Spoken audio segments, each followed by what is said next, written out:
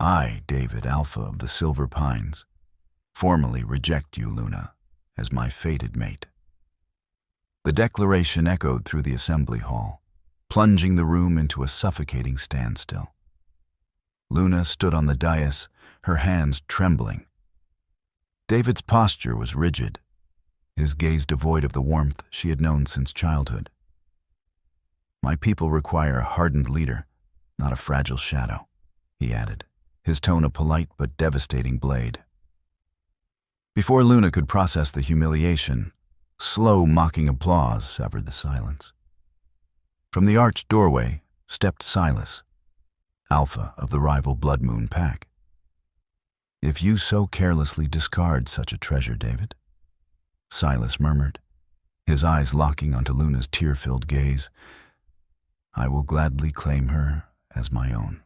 The Grand Hall of Silver Pines was an architectural marvel of polished cedar and river stone, designed to project unyielding strength. Tonight, it felt like an execution chamber. The collective breath of the pack hitched as Silas advanced. His heavy, dark boots made no sound against the marble floor, a predator's grace that immediately set the room's elite guard on edge. Silas was the antithesis to David's golden-haired, rigid perfection. He was raven dark, his features carved from harsh winters and violent battles. The blood feud between their packs spanned 3 generations, a history paved with ash and grief. David shifted, his broad shoulders squaring as he stepped in front of the elders' table. "You trespass, Silas," David warned, his voice a low, vibrating rumble that demanded submission. "You were invited under a banner of peace to witness the succession ceremony, not to interfere in pack law." "Interfere?" Silas stopped at the base of the dais, his hands casually resting in the pockets of his tailored obsidian coat. A dangerous, polite smile played on his lips. "I am merely observing the laws of nature, Alpha David. You abandoned a mate. An unprecedented, foolish choice, but yours entirely. By your own words, she is now unbound." Luna remained frozen on the raised platform. The agonizing sting of David's rejection still burned in her chest, a hollow, tearing sensation where her spiritual bond to him was violently fraying. She had loved David since they were children, skinning their knees in the pine forests. They had learned to track together. They had studied the ancient texts together. But as the mantle of Alpha had settled upon his shoulders last winter, David had changed. He became obsessed with alliances, military might, and optics. She, a healer with an affinity for botany rather than bloodshed, had become a liability in his calculating eyes. She slowly turned her head toward David. She waited for him to retract his words, to realize the magnitude of the mistake he was making. But David only watched Silas, his jaw clenched, his golden eyes narrowed in calculating defiance. David did not look at her. That realization was a physical blow, sharper than the rejection itself. He had planned this. He had invited their greatest enemy here to show absolute dominance, to prove he was unswayed by fate or sentiment. "She is unbound, but she is still Silver Pines," David stated, his tone impeccably diplomatic despite the rising hostility in the room. "Her future will be decided by the council." "I disagree," Silas countered smoothly. He took a deliberate step up the dais. The Silver Pines guards drew their ceremonial blades, the metallic rings slicing through the tension. Silas did not even flinch. He kept his dark, intense gaze locked solely on Luna. "Do not take another step," David commanded. The air crackled with his oppressive aura, a heavy, invisible weight designed to force lesser wolves to their knees. Silas ignored the pressure. He ascended the second step, stopping mere inches from Luna. Up close, the Blood Moon Alpha smelled of impending rain and sharp cedar. Luna looked up into his eyes. She expected to see mockery, a cruel victor claiming a spoil of war to humiliate his rival. Instead, she found a strange, simmering intensity, a tempest of respect and ancient recognition that made her breath catch in her throat. A fragile shadow, he called you. Silas spoke softly, his voice meant only for her, yet carrying in the breathless silence of the hall. He looks at the moon and complains that it does not burn like the sun. How profoundly blind. Luna swallowed hard, her heart pounding a frantic rhythm against her ribs. "Why are you doing this?" she whispered. "Because you are not a shadow," Silas replied, raising his hand. He did not touch her, his fingers hovering respectfully a millimeter from her cheek. "And I do not let priceless things shatter on the floor." David's composure finally fractured. "Get away from her, Silas. This is a diplomatic warning. Touch her, and the truce ends tonight." Silas slowly turned his head to look over his shoulder at David. The smile was gone, replaced by a chilling, absolute authority. "The truce remains intact, David. I am simply claiming what you discarded." Before David could lunge, before the guards could close the distance, Silas turned back to Luna. He offered his hand, palm up, a silent question. A choice. Luna looked at Silas's scarred palm, then passed him to David. David's eyes were wide, flashing with sudden, possessive panic as he read her hesitation. For the first time all evening, David looked at her not as a liability, but as a loss. Luna placed her small, trembling hand into Silas's larger, calloused one. A collective gasp tore through the room as Silas pulled her gently against his chest. He moved with blinding speed, dipping his head. His teeth grazed the sensitive, pulsing juncture of her neck and shoulder. He did not bite to harm. He bit to claim. The magical surge of a high alpha's mark flooded the air, a brilliant flash of azure energy that violently slammed into David's chest, throwing the Silver Pines alpha back a step. Silas was marking her. Publicly, irrevocably, right in front of the man who had just thrown her away. The scent of the claim hit the room like a physical shockwave. It was an intoxicating blend of petrichor and night-blooming jasmine, completely overpowering the sterile, cedar-heavy air of the Silver Pines Hall. David stumbled backward, as if he had been struck by a kinetic force. His chest heaved, his lungs fighting for oxygen, as the bond he had just severed with Luna was violently, instantly replaced by another. He watched in absolute paralyzed horror. Silas's dark coat enveloped Luna's slender frame, shielding her from the chaotic uproar erupting around them. The bite was not a mere physical wound. It was an ancient, spiritual tethering. David could see the azure light radiating from the point of contact, a testament to the raw power of the Blood Moon Alpha. "Stop!" David roared, the polite veneer of diplomacy shattering completely. He lunged forward, his eyes flashing a dangerous, predatory gold. His claws elongated, ripping through the expensive fabric of his formal gloves. I said stop, but an invisible barrier of energy, the protective aura of a claiming alpha, repelled him. David crashed into the unseen wall, the impact rattling his bones. The elders of his pack were shouting, guards were rushing the dais, but it was all moving in agonizing slow motion. David's gaze was locked on Luna's face. She was not screaming. She was not fighting. Her eyes were closed, a tear slipping down her pale cheek, but her expression was one of profound, peaceful surrender. Silas slowly lifted his head. His lips were stained with a single drop of crimson, and his dark eyes burned with a triumphant, territorial fire. He maintained his protective hold around Luna's waist, effortlessly supporting her as she adjusted to the overwhelming rush of the new bond. "You have gone mad," David breathed, pushing himself up from the polished floor, his voice trembling with a potent mixture of rage and a sudden, terrifying emptiness. You cannot mark a Silver Pines female without the council's consent. This is an act of war, Silas. She is no longer Silver Pines, Silas declared, his voice easily carrying over the din of the panicked crowd. The guards had surrounded the dais, their weapons drawn, but none dared to strike an alpha engaged in a sacred rite.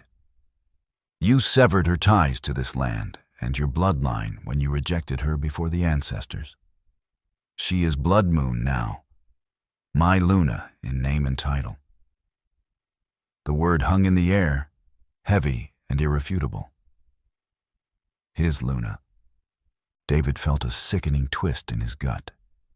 He had spent months calculating this move. He needed an alliance with the formidable Ironclad Pack, and their alpha had offered his warrior daughter as a mate on the condition that David's fated bond was broken. David had convinced himself it was for the greater good. Luna was too soft, too gentle to survive the coming conflicts. He told himself he was sparing her the burden of leadership. But watching Silas, his greatest rival, a man known for his ruthless battlefield tactics, hold her with such tender, possessive reverence, a suffocating wave of possessiveness clawed at David's throat. She does not belong to you, David growled, stepping closer, though he remained wary of the magical barrier. She is in shock. You took advantage of a vulnerable moment. Luna slowly opened her eyes. The residual gold of her Silver Pines heritage was already beginning to swirl with the deep, twilight indigo of the blood moon. She turned her gaze to David, and the sheer emptiness in her expression struck him harder than any physical blow. There was no anger, no sorrow, only the cold, distant look of a stranger. I chose this. Luna spoke, her voice surprisingly steady. The hall fell deathly silent, straining to hear her. You made your choice for the good of your pack, David. I have made mine for the good of my soul. I will not stay where I am considered a burden. David opened his mouth, but no words came. The polite, calculated alpha, renowned for his silver tongue and strategic mind, was rendered entirely mute. He watched as Silas gently adjusted his coat over Luna's shoulders, a deeply intimate gesture that made David's blood boil. We are leaving, Silas announced, his gaze sweeping over the armed guards with profound disinterest. If anyone wishes to challenge my claim, you may try. But know that the treaty dictates safe passage for visiting alphas and their mates. The elders frantically exchanged panicked glances. To attack Silas now would break a century-old treaty and invite a war they were not fully prepared to wage. Elder Thorn, the oldest of the council, raised a trembling hand, signaling the guards to stand down. Let them pass, Thorn commanded, his voice thick with disapproval and sorrow. He looked at David with a deeply critical eye. The alpha has made his bed. Silas turned, keeping Luna tucked securely against his side, and began to descend the dais. The crowd parted like the Red Sea, creating a wide, fearful path toward the grand oak doors. David stood frozen on the platform, his hands balled into fists so tight his palms bled. He watched the back of Luna's dress disappear into the sea of shadows and murmurs, the horrific realization settling heavily into his bones. He had just handed his greatest weakness directly to his greatest enemy. The journey to the Blood Moon territory was conducted in absolute silence. The sleek, armored SUV tore through the winding mountain roads, leaving the polished elegance of Silver Pines far behind. Inside the vehicle, the atmosphere was thick with unspoken tension. Luna sat rigidly against the leather seat, staring out the tinted window at the blurring pine trees. Her shoulder throbbed with a dull, rhythmic ache where Silas had marked her. A constant reminder of the irrevocable turning point her life had just taken. Silas sat beside her, maintaining a respectful distance. The terrifying, dominant aura he had projected in the assembly hall was entirely dialed back, replaced by a quiet, observant stillness. He was watching her reflection in the glass. "Are you in pain?" Silas finally broke the silence, his voice a low, polite baritone that startled her slightly. "No," Luna replied, keeping her eyes on the passing forest. "Just numb. It feels as though I have stepped into someone else's life. The initial shock of a severing is severe," Silas said softly. He reached out, hesitating for a fraction of a second, before gently resting his hand over hers. His warmth was startling, a stark contrast to the coldness that had settled in her chest. "David was a fool to do it so publicly. He intended to break your spirit so you would quietly accept a lesser station." Luna finally turned to look at him. In the dim lighting of the car, Silas's sharp, imposing features were softened by the shadows. "Why did you step in? We are enemies. Our packs have spilled each other's blood for decades. Taking me, it is an immense political risk. I do not care about the politics of Silver Pines," Silas stated calmly, his dark eyes unwavering. "And we are not enemies, Luna. Our grandfathers were enemies. Our fathers were enemies. I have spent my tenure as Alpha trying to rebuild what they burned. But more importantly, I stepped in because I have watched you for years." Luna's brow furrowed in confusion. "Watched me?" "At the border summits, the solstice festivals," Silas explained, a faint, almost shy smile touching the corner of his mouth. "You were always in David's shadow, mending the injured, calming the panicked, negotiating trade while he postured and threatened. You are the heart of that territory.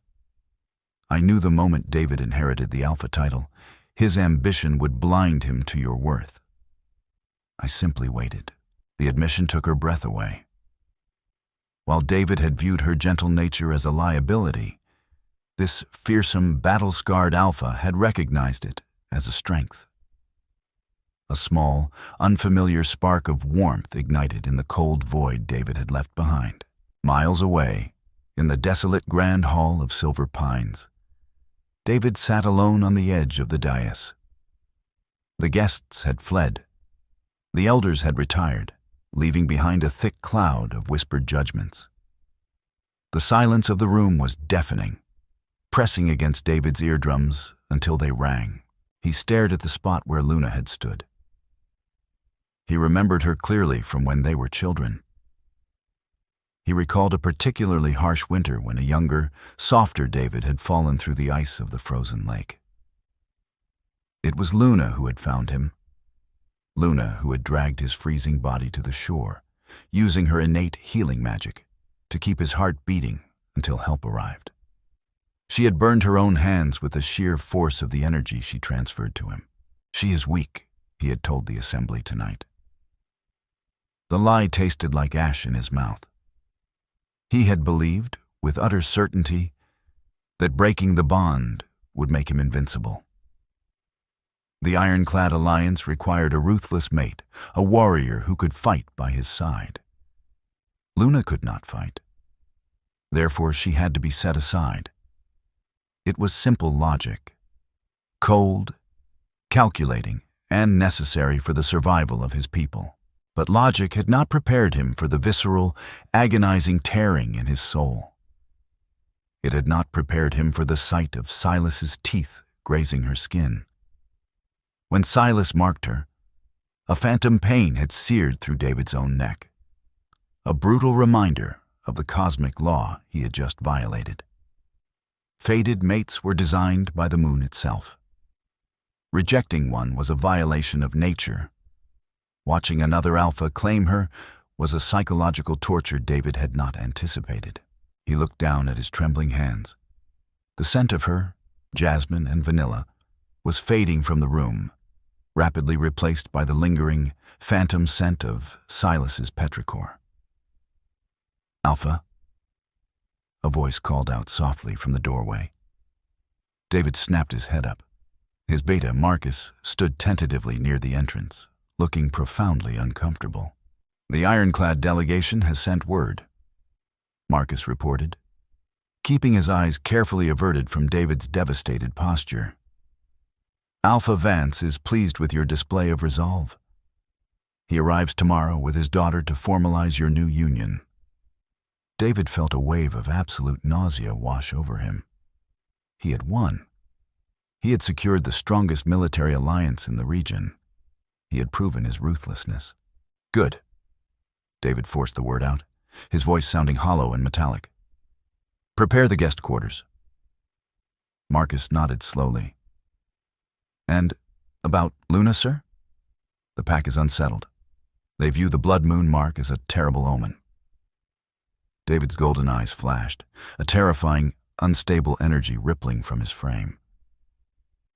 "Luna is dead to us," he commanded, though his voice cracked on the final syllable. "Anyone who speaks her name will answer to me." As Marcus quickly bowed and retreated, David buried his face in his hands. He had built his impenetrable fortress, but as the first night without his fated mate descended, he realized he had locked himself inside a tomb. The morning sun offered no warmth to the Silver Pines estate, its pale light struggling to pierce the heavy, gray cloud cover that had settled over the mountains. Inside the Alpha's sprawling quarters, David stood before the floor-to-ceiling mirror, methodically fastening the silver cuffs of his tailored charcoal suit. He moved with mechanical precision, his face an unreadable mask. But beneath the surface, his body was waging a quiet, desperate war against itself. The severing of a fated bond was not merely an emotional trauma. It was a physical amputation of the soul. A dull, rhythmic ache throbbed at the base of his skull, and a persistent, freezing hollow had hollowed out his chest, a void that no amount of ambient heat could warm. He stared at his reflection, noting the faint, dark circles beneath his golden eyes. He had not slept. Every time he had closed his eyes, his mind had replayed the blinding azure flash of Silas's teeth grazing Luna's neck, the agonizing phantom sting of a claim that belonged to an enemy. He forced his jaw to unclench. This was the price of power, he reminded himself coldly. He had excised a weakness to secure a fortress. Today, that fortress was arriving. The heavy metallic rumble of armored engines echoed through the valley, vibrating against the reinforced glass of his window. David turned, watching as a convoy of matte black, military-grade SUVs rolled through the wrought iron gates of the estate. The ironclad pack had arrived. There was no elegance in their approach, no diplomatic subtlety, only a sheer, crushing display of mechanized dominance. By the time David descended the grand staircase to the main courtyard, his beta, Marcus, had already assembled the honor guard. The air was thick with the scent of diesel, cold steel, and the sharp, aggressive pheromones of the ironclad wolves. The door of the lead vehicle swung open, and Alpha Vance stepped out. Vance was a mountain of a man, his face crisscrossed with pale, jagged scars, his broad shoulders stretching the fabric of his heavy military coat. "Alpha David," Vance boomed, his voice like grinding stones, bypassing any polite greeting. He did not offer his hand. Instead, he gave a curt, assessing nod. "A fine estate. A bit exposed on the southern ridge, but we can fortify that. I see you managed to clean house before our arrival." The callous reference to Luna's departure sent an involuntary, violent spike of defensive rage through David's bloodstream. He forced a diplomatic, rigid smile. "Alpha Vance, welcome to Silver Pines. The southern ridge is protected by a natural ravine, but I welcome your strategic input. The treaty stands, as agreed." "Indeed it does," Vance replied, stepping aside. "Allow me to present the seal of our alliance. My daughter, Elena." From the shadows of the vehicle emerged a woman who looked as though she had been forged from the same unforgiving steel as her father. Elena was strikingly beautiful, but it was a severe, predatory beauty. Her dark hair was pulled back tightly, emphasizing sharp, aristocratic cheekbones and eyes the color of a winter sky. She wore a tailored, dark gray combat suit that was entirely practical, yet undeniably imposing. She surveyed the courtyard, her gaze lingering on the delicate, silver-leafed willow tree at the center. A tree Luna had painstakingly cultivated from a near-dead sapling years ago.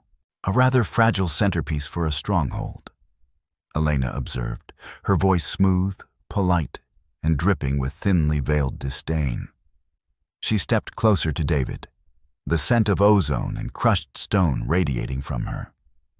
"I trust the rest of your defenses are not so easily uprooted, Alpha David."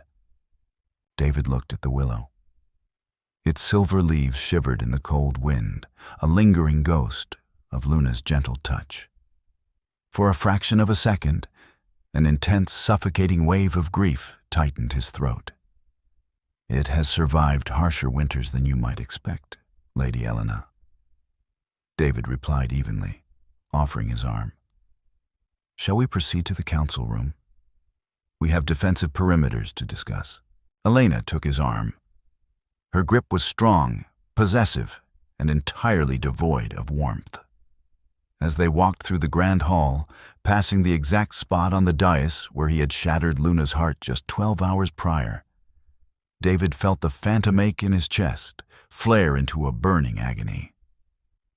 The pack elders bowed respectfully as they passed, but David could read the silent, fearful apprehension in their eyes. They had traded their gentle healer for a warlord's daughter. "My father intends to station 200 of our elite guard along your western border," Elena murmured, leaning close to him, her tone strictly business. "We will need to clear the botanical gardens there to make room for the barracks. You have no objections, I assume?" David's footsteps faltered for a fraction of a millisecond. The western gardens were Luna's sanctuary, the source of the medicinal herbs that had kept the Silver Pines pack healthy for a decade. He looked at Elena's cold, expectant face. She was the ally he had bled his soul to acquire. She was the hardened leader his people supposedly needed. "None," David lied, his voice sounding hollow and alien to his own ears. "Clear the gardens. We must prioritize our strength." As they walked toward the war room, David felt the absolute crushing weight of his choices settling over his shoulders. He had built his impenetrable armor, but as Elena's icy grip tightened on his arm, he realized he could no longer feel his own heartbeat. Miles away, bathed in the soft, golden light of the mid-morning sun, Luna awoke in a bed that felt like floating on a cloud of spun silk. For a long, disorienting moment, she stared at the vaulted, dark mahogany ceiling, her mind struggling to reconcile the deep, peaceful slumber she had just experienced with the catastrophic events of the previous night. She gingerly touched the side of her neck. The skin was smooth, unblemished by any wound, yet a faint, pulsing warmth radiated from the spot where Silas had marked her. It was not a painful sensation. Rather, it felt like a quiet, steady heartbeat resting against her pulse, a reassuring tether in a world that had violently flipped upside down. She sat up, taking in her surroundings. The guest suite in the Blood Moon estate was a masterpiece of architectural contrast. While silver pines favored stark whites and polished cedar, this room was a study in rich, grounding tones, deep indigos, obsidian accents, and massive windows that invited the surrounding, untamed forest inside. It did not feel like the fortress of a savage enemy. It felt like a sanctuary. Rising from the bed, Luna found a wardrobe stocked with elegant, comfortable clothing in her exact measurements. She dressed in a soft, dark slate tunic and tailored trousers, the fabric feeling luxurious against her skin. Hesitantly, she opened the heavy oak door of her suite. She expected to find guards stationed outside, wardens to keep the rival alpha's discarded mate in check. Instead, the wide, sunlit corridor was empty, save for a gentle breeze carrying the scent of rich soil and distant rain. She wandered through the sprawling estate, her anxiety slowly ebbing away. Whenever she encountered members of the Blood Moon pack, tall, imposing figures with battle scars and fierce eyes, they did not glare or whisper. Instead, they stopped, lowered their gazes respectfully, and bared their throats in a traditional, deeply reverent gesture of submission. They were treating her not as a spoil of war, but as their Luna. The realization sent a shiver of profound awe down her spine. Following the scent of damp earth and blooming flora, Luna found herself standing before massive, wrought-iron double doors. Pushing them open, she gasped. She had stepped into a colossal, glass-domed conservatory. It was a chaotic, beautiful jungle of rare medicinal herbs, towering ferns, and vibrant, night-blooming flowers. But it was overgrown, wild, and in desperate need of a healer's disciplined hand. "My mother built this place." A low, resonant voice spoke from the shadows. Luna turned, her breath catching. Silas stood at the edge of the foliage, dressed simply in a dark Henley and trousers, holding a steaming porcelain teacup. Without the heavy, formal coat of the previous night, he looked less like a terrifying warlord and more like a weary, watchful guardian. The sunlight caught the faint, silver scars along his jawline, highlighting the harsh life he had endured to secure his pack's survival. "It is breathtaking," Luna whispered, stepping carefully toward a patch of wilted moon lilies, her fingers instinctively brushing against the dry leaves. "But it has been neglected. The soil pH is entirely unbalanced here." Silas walked forward, his movements possessing that same silent, predatory grace, yet completely devoid of threat. He handed her the teacup.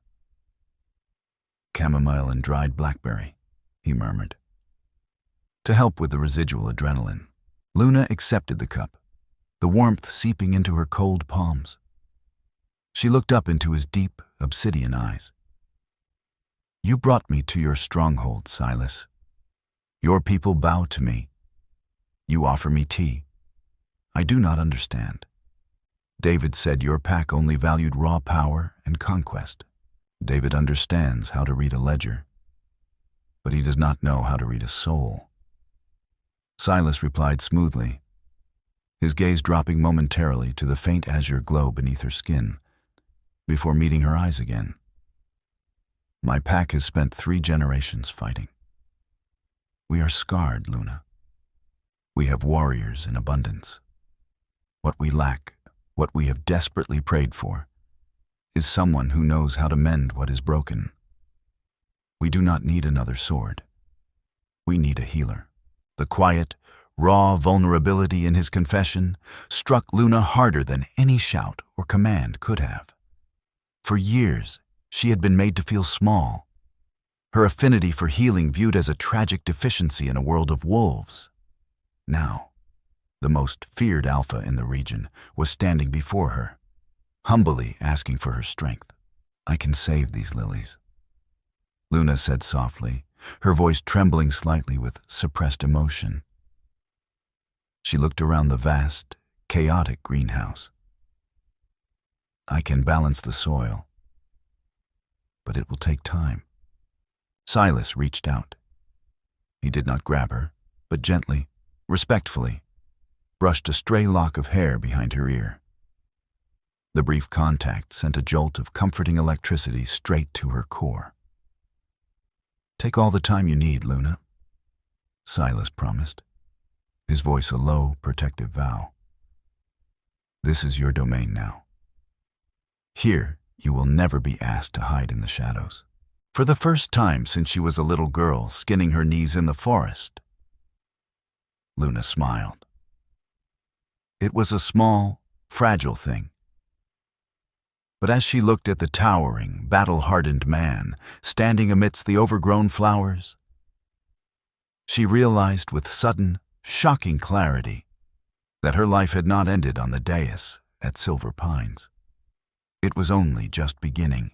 The neutral grounds were a stark, circular pavilion built of pale stone, situated exactly on the border where the Silver Pines, Blood Moon, and Ironclad territories converged. By ancient law, all major shifts in pack leadership and alliances had to be formally registered here, under the watchful, impartial eyes of the regional elders.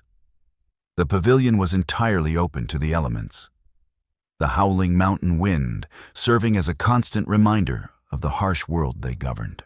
David stood at the edge of the stone platform, his posture rigidly perfect.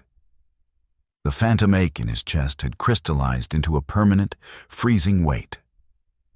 Elena stood beside him, her hand gripping his forearm with a possessive, territorial tightness that felt more like a shackle than an embrace.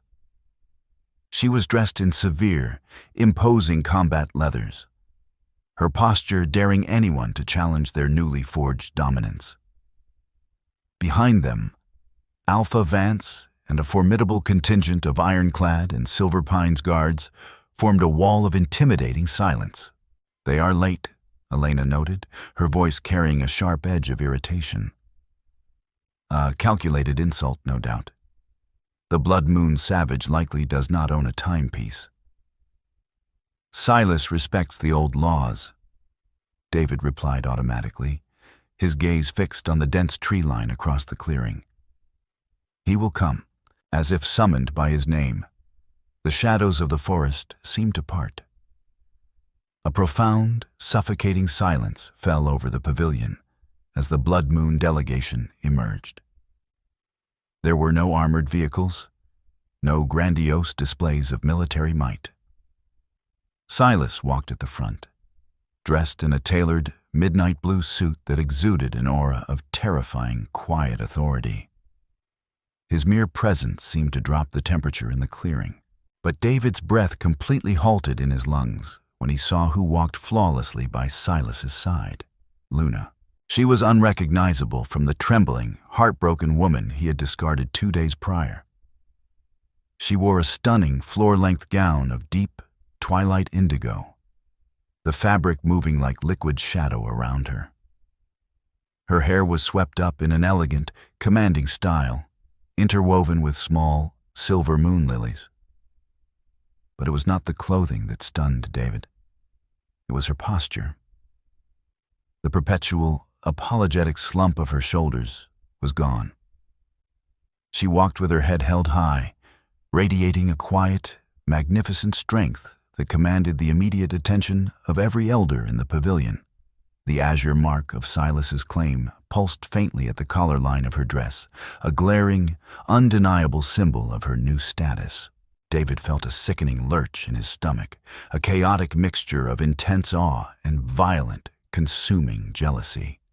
Silas gently placed his hand on the small of Luna's back, guiding her up the stone steps with a protective reverence that made David's claws involuntarily elongate against his palms. "Alpha Silas," the chief elder greeted, his voice echoing in the tense air. "And Luna, we are gathered to formally recognize the new alliances of this cycle." A rather hasty gathering. Alpha Vance rumbled from across the pavilion, stepping forward with a condescending sneer. though I suppose some packs must scramble to pick up the discarded scraps of their betters to maintain relevance. A dangerous, low growl vibrated from the chests of the Blood Moon guards. But Silas simply raised a single finger, silencing them instantly. His expression remained incredibly polite, but his dark eyes locked onto Vance with the intensity of a predator viewing prey. Before Silas could speak, Elena released David's arm and took a deliberate step forward, her eyes scanning Luna with mocking pity. It is a pity, truly. Silver Pines requires warriors, not fragile gardeners who wilt under pressure. But I suppose the Blood Moon Pack's standards have fallen if they are willing to accept a known liability as their reigning female. The pavilion held its collective breath. David opened his mouth to intervene, an instinct to protect Luna surging to the surface. But he was paralyzed. He was allied to Elena now. To defend Luna was to break his own treaty. Luna did not shrink back. She did not look to Silas for protection.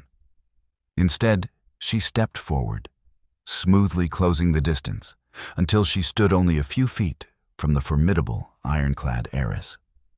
Luna's expression was an exquisite portrait of serene, terrifying calm. "A liability," Luna repeated, her voice musical, polite, and carrying effortlessly across the wind-swept stone. "A fascinating perspective, Lady Elena. Tell me, when your father's soldiers contracted the marrow-rot fever during the southern campaigns 3 years ago, who do you believe formulated the cure that saved half your standing army?" Elena's arrogant smirk faltered, her winter sky eyes narrowing in sudden confusion. "That was a humanitarian shipment from the Central Apothecaries." "No," Luna corrected softly, a devastatingly polite smile gracing her lips. "That was me, working for 3 days without sleep, extracting the marrow root from my fragile gardens." Luna tilted her head slightly, her gaze piercing through Elena's hardened exterior. "A warrior knows how to take a life, Elena, but a true leader knows how to preserve it. If you believe brutality is your only strength, you will find your reign over Silver Pines to be exceedingly short and incredibly lonely." The silence that followed was absolute. Elena stood frozen, utterly outmaneuvered by the calm, irrefutable grace of the woman she had tried to humiliate. Silas's chest swelled as he looked at Luna, a raw, undeniable look of pride and profound adoration flashing across his battle-scarred face. He stepped beside her, taking her hand and bringing her knuckles to his lips in front of the entire assembly. David felt as though the stone floor had crumbled beneath his feet. He stared at Luna, the brilliant, fiercely intelligent, unyielding woman standing in the center of the pavilion. The realization hit him with the force of a physical blow, shattering his carefully constructed logic into a million irreparable pieces. She had never been a shadow.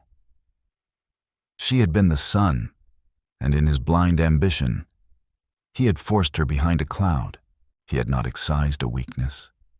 He had thrown away his crown and handed it directly to a king who finally knew how to worship it.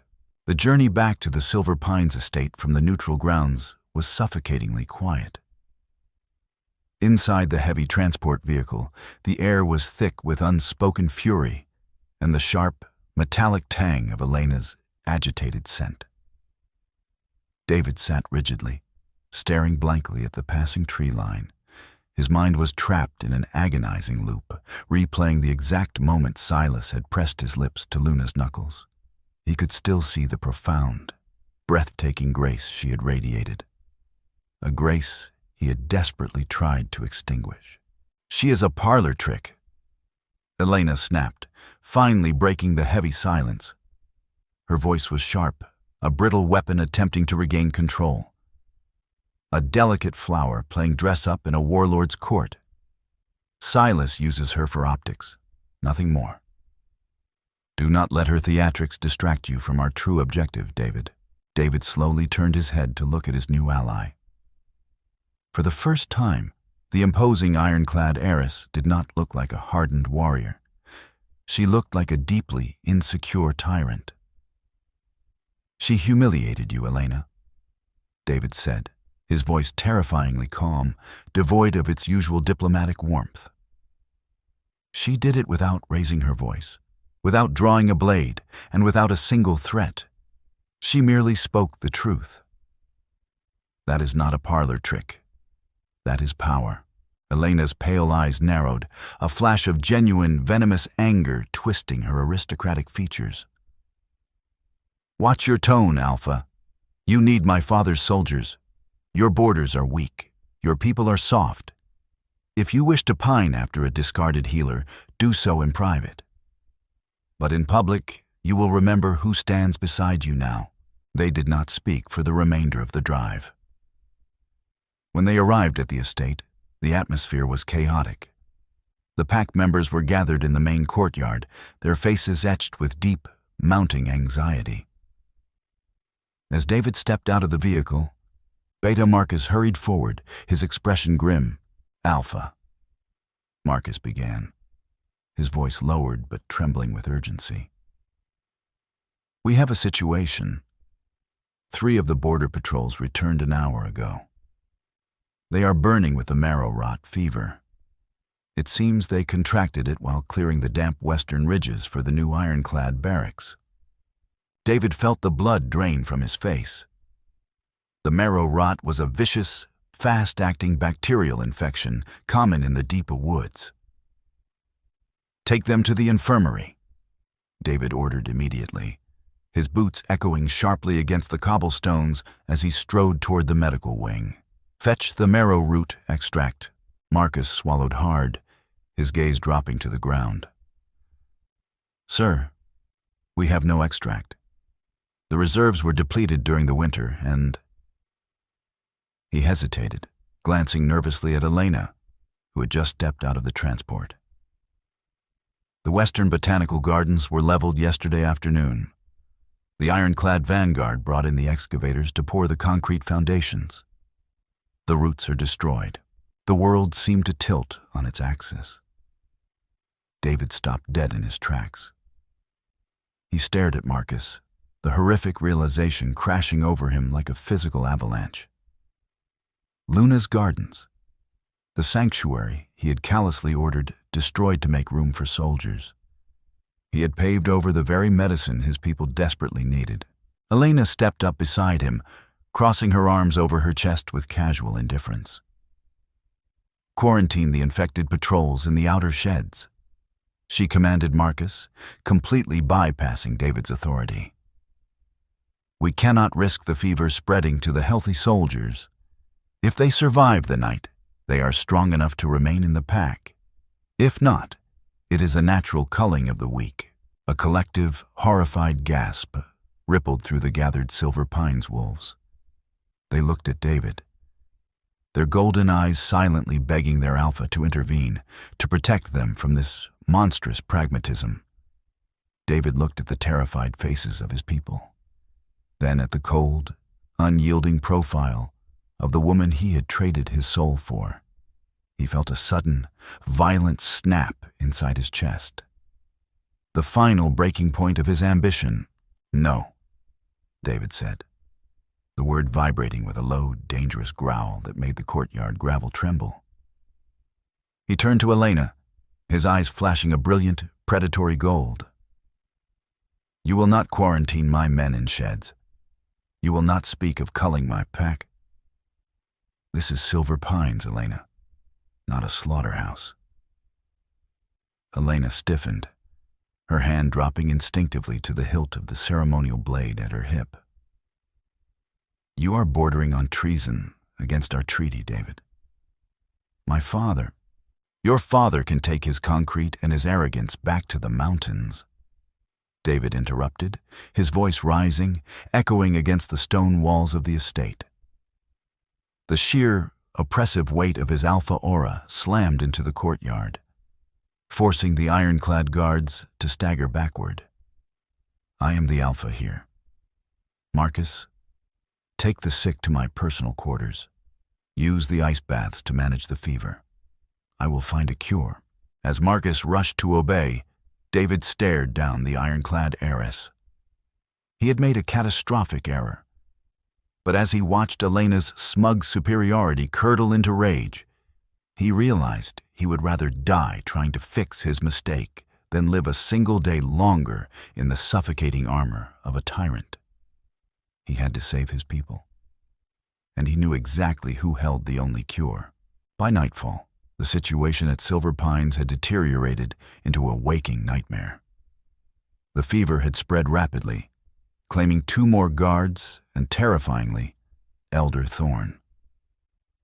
The grand estate, once a beacon of pristine strength, echoed with the agonizing, ragged coughs of the afflicted. In his expansive master suite, David moved frantically between the beds he had hastily assembled, plunging clothes into freezing water, his expensive formal wear discarded and ruined. He was exhausted, his hands trembling. But the phantom ache in his chest, the void where his bond to Luna used to be, screamed louder than his fatigue. Down in the main hall, a different kind of fever was brewing. Alpha Vance had arrived ahead of schedule, marching through the front doors with a heavy contingent of armed elite guards. Word of David's defiance in the courtyard had reached the ironclad warlord, and he had come to violently assert his dominance. David descended the grand staircase, his sleeves rolled up, his hands stained with cold water and desperation. He met Vance in the center of the hall.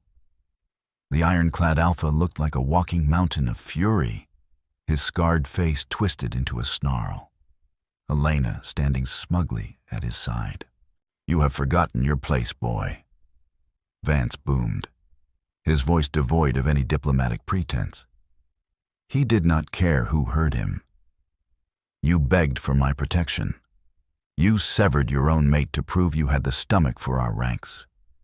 And now you embarrass my daughter over a few sick whelps?" "They are my pack," David replied, his voice raspy but resolute.